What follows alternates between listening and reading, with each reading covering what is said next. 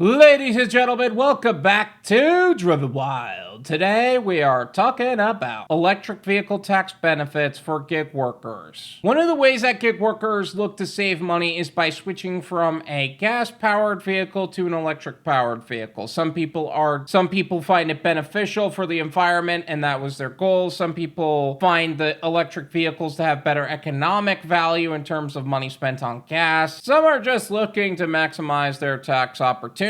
So with that said, we are talking about everything you must know about electric vehicle tax benefits, how it compares very well with gig work, and everything in between. But before we do that, let's go over a quick disclaimer. The content of this video does not contain, is never intended to be, legal, business, financial, tax, or health advice of any kind. This video is for entertainment purposes only. It is advised that you conduct your own research and consult qualified professionals before applying anything you find online. Also, thank you to GigTax for verifying this information and making this video possible. A quick note about electric vehicles. I understand there's a lot of strong feelings about electric vehicles, and I will agree with most, along with my Toyota RAV4. Not hybrid, not plug-in hybrid, Toyota RAV4. I have heard, made, and agree with most of the arguments about it. However, this is not the subject of the logistical, operational, infrastructural, or the total economic value of the electric vehicle. It is a video about if you do want to go EV, if you are that committed to it, these are some of the things that are available to you tax-wise as a gig worker. So let's not get sidetracked for trying to shame people for wanting to go EV. Electric vehicle tax credit. The electric vehicle tax credit, or the EV credit, is a non-refundable tax credit offered to taxpayers who purchase qualifying electric vehicles or plug-in hybrid vehicles. People who buy new electric vehicles may be eligible for a tax credit for up to $7,500, and used electric car buyers can qualify for up to $4,000. Keep in mind, I said plug-in hybrid. So if you were looking at that Toyota RAV4 hybrid that you don't have to plug in and thinking it may be a good idea, it may be, but it doesn't qualify for this tax credit. God damn it, why doesn't it?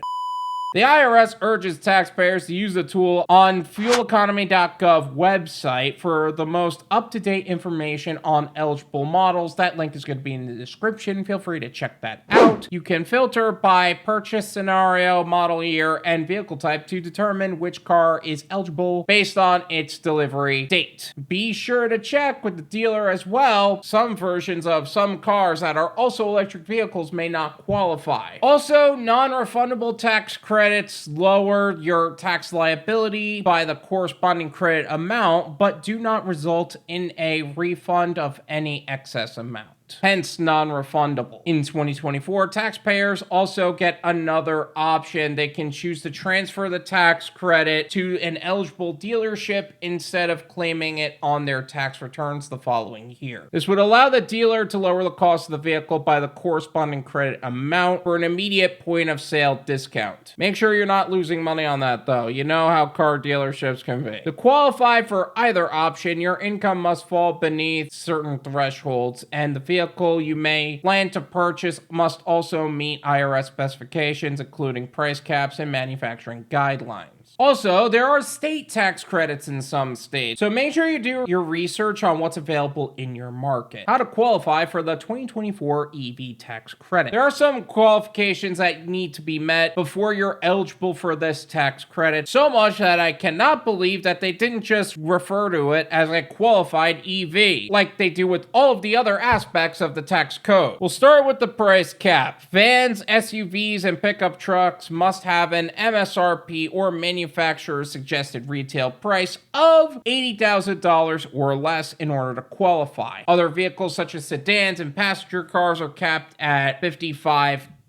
For used vehicles, the price cap drops to $25,000 regardless of make or model, because saving money is going to cost you money too. For new vehicles, the MSRP as defined by the IRS is the base retail price provided by the manufacturer plus the retail price of each accessory or optional piece of equipment that is physically present in the car at the time of the delivery to the dealer. For purposes of claiming the credit, the MSRP does not include taxes or other fees added on by by the dealer. So make sure you keep that in mind. Next, let's talk about the EV tax credit income limits. Along with price caps on the car, the EV tax credit also sets limits on the modified adjusted gross income that taxpayers can make in order to qualify. For new EVs, if you're single or married filing jointly, this is $150,000. Most gig workers aren't hitting that, to be honest. For the head of the household, it is $225,000. For married filing jointly, $300,000. For used EVs, single married filing separately, $75,000. Head of household, $112,500, and married filing jointly, $150,000. Basically, new EVs, cut the price in half. It is the same as used EVs. This is as of this recording. These numbers adjust year over year, and some actually have thought that these tax benefits won't last forever, so keep in mind once the infrastructure has been built for EVs, this may not actually apply to everybody. That said, a nice bonus here is that per the IRS, you can use your Maggie from either the year the car was delivered or the year before the delivery. This means if your income exceeded the threshold one year but was below the cap during the other year, you may be able to still snag that credit. Maybe it was a job loss, maybe you had more write-offs during this year, maybe you got deactivated from another gig, maybe last year versus this year you just made that much more money. That said, for gig workers, we would normally stick with the standard mileage deduction and make the money off the miles we are driving, but we're going to go deeper into that later on in the video. If your income precludes you from qualifying, there are also several tax strategies you can consider to lower your income throughout the year, such as maxing out your 401k or contributing to an HSA or FSA. Most gig workers won't have this problem until their exit strategy from the gig economy takes off, but that is a totally different conversation to have. Final assembly requirements. To be eligible for the credit, vehicles must have a final assembly in North America. You can reference the National Highway Traffic Safety Administration's VIN, or Vehicle Identification Number, database to check out the car's final assembly details. Used EV tax credit qualification. Qualifying used EV purchases can fetch taxpayers a credit for up to $4,000, limited to $30,000 of the car's purchase price. Some other qualifications are: used cars must be plug-in electronic or fuel cell with at least 7 kilowatt hours of battery capacity. Only qualifies for the first transfer of vehicle. So if this vehicle is hopscotching owners, you're SOL. Purchase price of car must be $25,000 or less. Car model must be at least 2 years old. Vehicles must weigh less than 14,000 pounds. So commercial vehicles are disqualified, and they have a completely different tax credit, by the way. And the credit can only be claimed once every 3 years. Calculating the federal EV tax credit. The new car tax credit, worth up to $7,500, consists of battery and sourcing requirements, each adding to half the credit. If the car meets both requirements, it is eligible for the full credit. If it only meets one requirement, it may be eligible for a partial credit, $3,750. As we said earlier, make sure you run your VIN number through the tool on the FuelEconomy.gov website to make sure that you're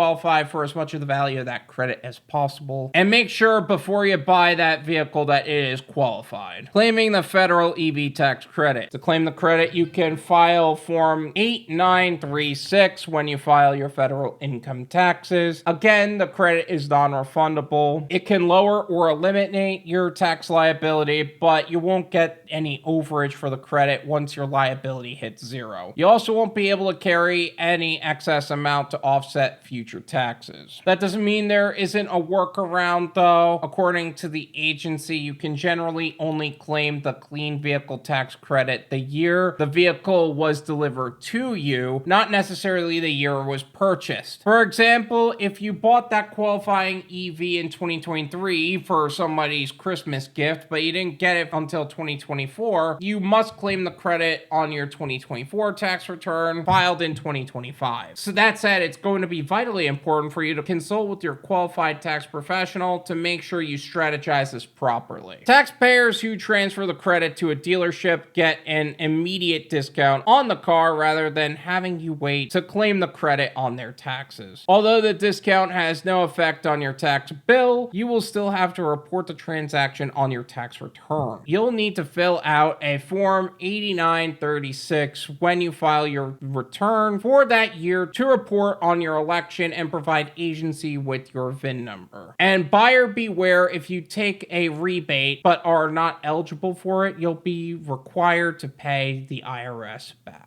What information do you need to claim the EV tax credit? Before you leave the dealership with a new EV, make sure you have certain documents that you'll need to claim the credit or report the purchase on your taxes. If you're claiming the credit on your tax return, sellers must provide the taxpayers with a report containing certain information about the vehicle. And this report should be furnished to the taxpayer by the date of the vehicle's purchase and must include the following: the name of the taxpayer's identification number for the seller, the name and TIN of the taxpayer, date of the sale and sales price, verification of the maximum credit the vehicle is eligible for, the vehicle, the VIN or the vehicle identification number, the vehicle's battery capacity, the verification that the taxpayer is the original user of the vehicle, a statement of declaration from the seller under penalty of perjury. If you're electing to transfer the credit to the dealer for a direct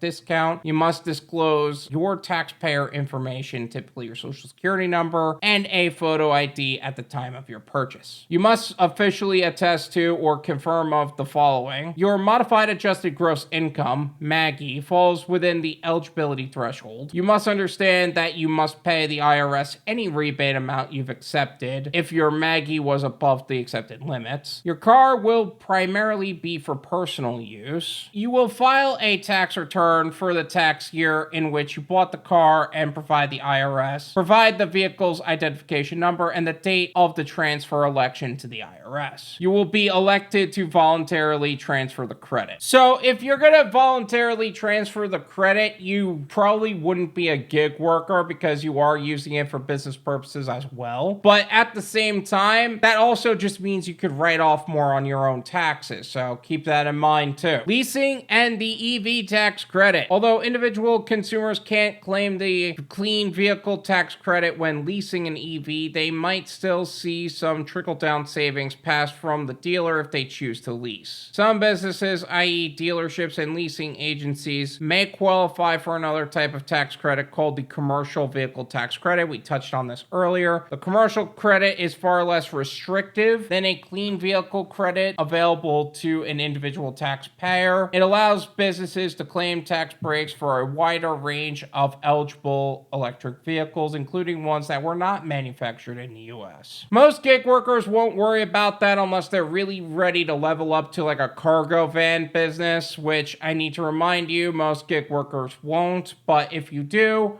that is an option. Even though the dealership gets a tax credit for purchasing the car, the potential benefit to individual consumers here is that the dealer can, in theory, pass down the savings by lowering the cost by the credit amount. That said, that's something you might need to negotiate on your end. A word of caution for potential lessees though, just because a dealership could pass those savings on to you doesn't mean they will. Dealers aren't required to give consumers a discount on their leases, so that may require some negotiating for yourself. Assessing the transparency of any deal that claims the savings are being passed down may also require research and shopping around to ensure that you're getting the best deal. Plus, there are other factors about leasing in general that you may want to take into account. Again, for most people in the gig economy, it is wisest to own rather than lease. Leases have limits between 5,000 and 12,000 miles during the course of the year for mileage alone, and from last year, speaking for me, I drove a total of 29,132 miles, and I feel like there are going to be some gig workers in the comment section going, Those are just baby numbers. I drove twice as much as that last year.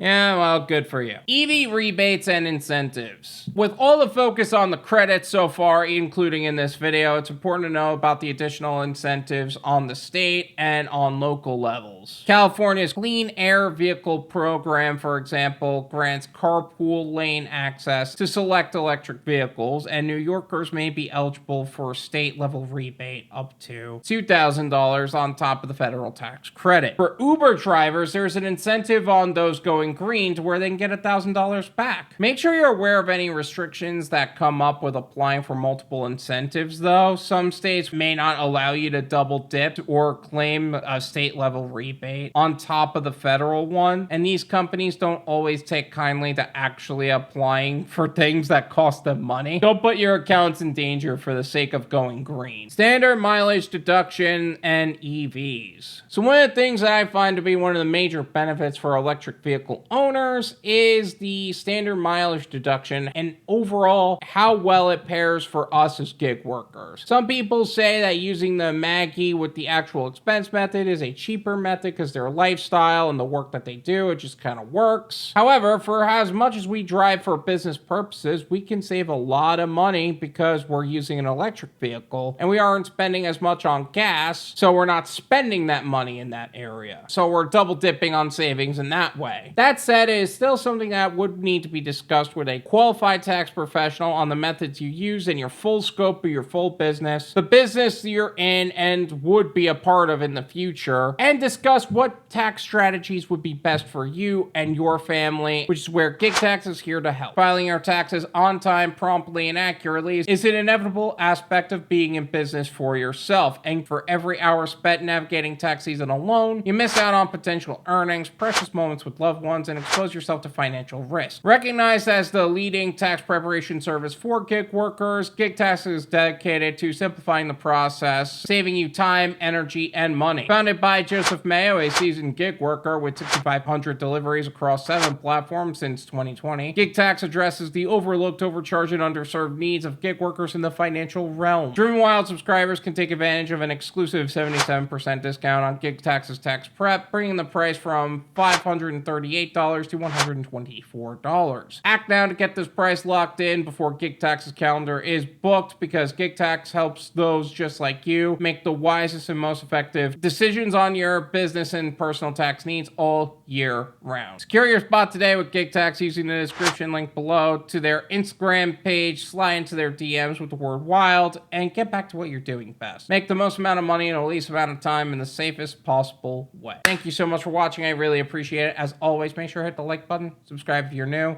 and I'll see you guys next time. Peace.